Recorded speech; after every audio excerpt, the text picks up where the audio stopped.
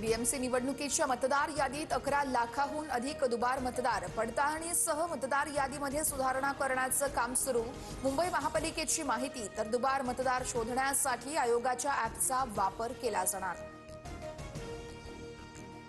राज्य निवडणूक आयोगाच्या सर्व मनपा आयुक्तांसोबत बैठक, पालिका निवडणुकांच्या तयारीसंदर्भात तसेच मतदार याद्यांबाबत बैठक असल्याची माहिती। नगर परिषद नगरपंचायत निवडणुकीसाठी 67.63% मतदान। कोल्हापूर जिल्ह्यातील मुरगुडमध्ये सर्वाधिक 88% मतदान, तर निवडणुकांचा निकाल 21 डिसेंबरला जाहीर होणार।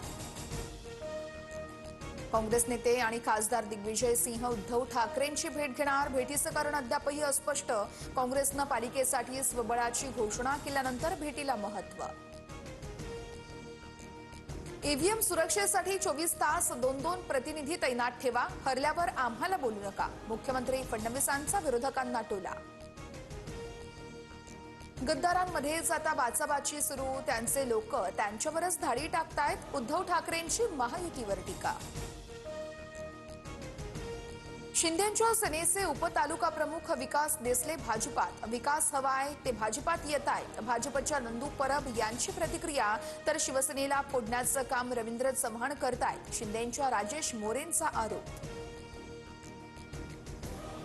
काही लोक राजकीय कारणाने पर्यावरणवादी झालेले आहेत। तपोवनमधील वृक्षतोडीवरूनच्या टीकानंतर फडणवीसांचा निशाणा, तर समोपचारांना तोडगा काढला पाहिजे, अजित पवारांकडून सयाजी शिंदेंच्या भूमिकेचं समर्थन।